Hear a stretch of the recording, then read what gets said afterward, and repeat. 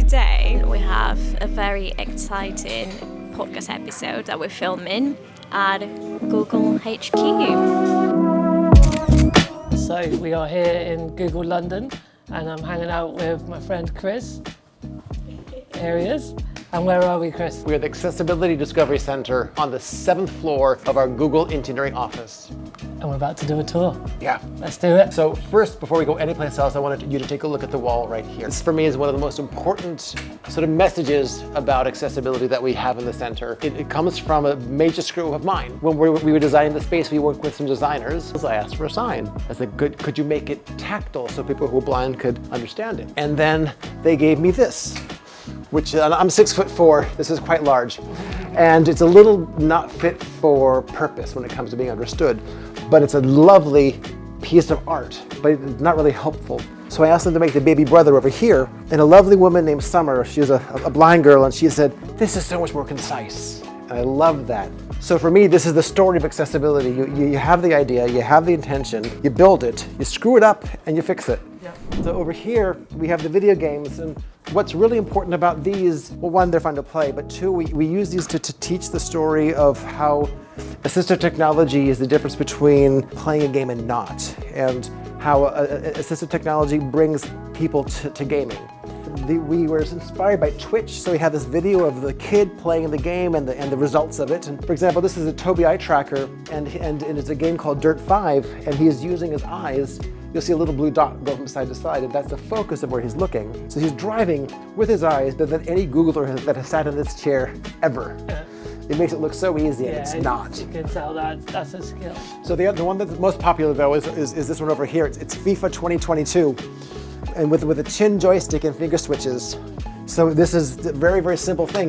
We've turned on what we call the sandbox.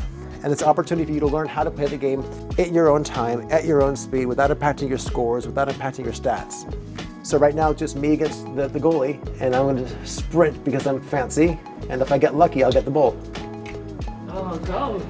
Well, what's been really neat for me is watching people understand that AT is just another way of doing the same thing that they do. These are all the mainstream games. It's the same game everybody plays, and that's important. Yeah. And they just do it in a slightly different way. Yeah, yeah.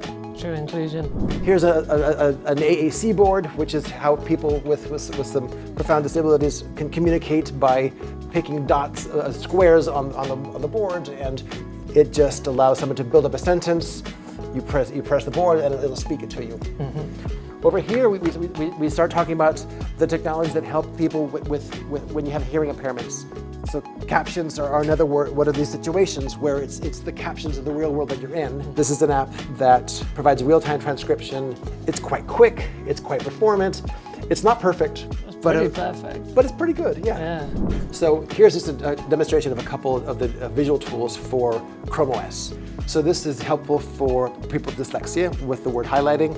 It's helpful for someone who's learning the language for the first time because it says the words out loud for you. Yeah. But also by virtue of, I've turned on this feature of having the rest of the screen go dim. Helps you focus in terms of where you need to look, helpful for people who with ADHD. Yeah, so this one feature, it was never designed to sort of tick the box for just one group. The more people that we worked with, we realized, oh, we can add this over here and it'll be more helpful. Oh, we can do this over too and it'll be more helpful. Yeah. So we build features that help people's problems as opposed to ticking a box for a given disability. Yeah. And so that's what we do here. It's learn about the opportunity. It's learn what's broken, how can we fix it, how can we actually make the change that we wanted to do. So Martyn, we have just left Google HQ. How would you say our day has been today? Our day's been amazing. Chris is someone I've known digitally for a long while, so it was lovely to meet him in person. The podcast is really interesting. I learned a load of new things from Chris about Google, but about the tech and the potential of tech for disabled people. Basically, it was a very passionate guy, Chris, doing a lot of important work, and we were able to help raise awareness of what's going on here. Amazing. Could you tell us a little bit more about the Purple Goat podcast? So yeah, we've been going over 3 years at Purple Goat, and there's been a lot of the background stuff building up, getting really talented people in the team. But really we want to celebrate the work we're doing and the impact we're having on the world. So the vision is to tell the story of who we are and what we do, to meet interesting people like Chris at Google, And yeah, just to raise awareness about disability and marketing. We do good work here at We PG, do don't we? amazing work. My goal is to get Martyn in the diary of a Of a CEO CEO. with Stephen Bartlett. I'd take that.